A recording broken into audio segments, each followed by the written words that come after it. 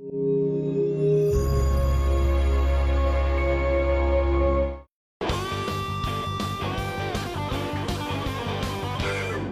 what do we got here? This is my 1602 shipwreck Dutch East India Company bell. I just love old shipwreck items. You can just imagine the journey they've been on. This ain't right. I don't think this thing was in salt water for any period of time to mount to anything. Let's get somebody to look at it before we go any farther. Fair enough. Rick, how you doing? Good to see you, man. Here's the bell. What's your concerns on this? I don't think this bell was submerged in salt water. If it was, it would be in a lot worse shape than it is now. Well, you're right.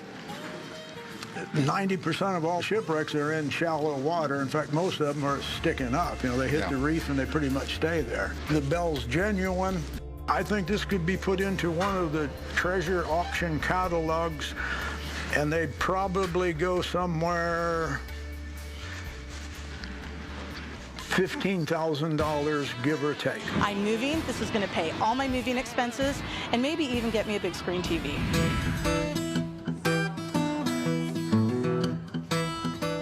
How you doing? So what do you got?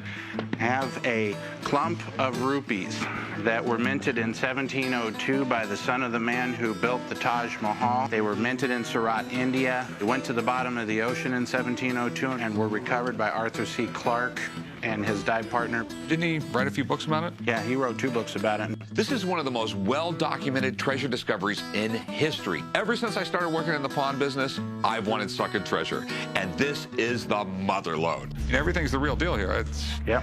you know, they're authentic coins. They're not cast. They're definitely stamped. How much do you want for it? I'd like to get $700,000 for it.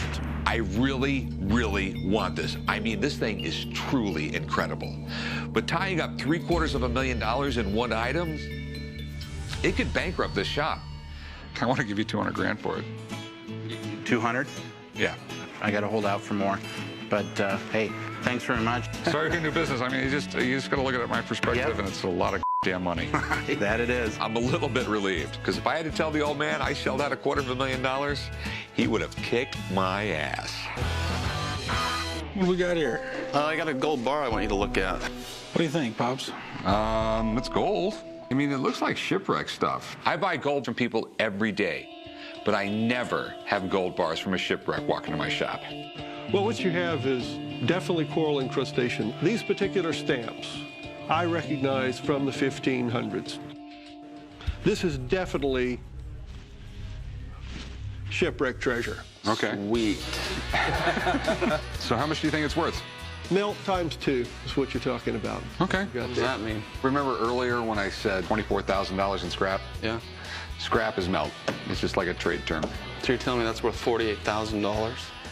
In that neighborhood. Yeah. That's what I'm talking about. All right, thanks for coming in, Mel. My pleasure. There's probably not a lot of people out there willing to buy this thing, but here's the deal. The people that are willing to spend a lot of money. Trust me, a lot.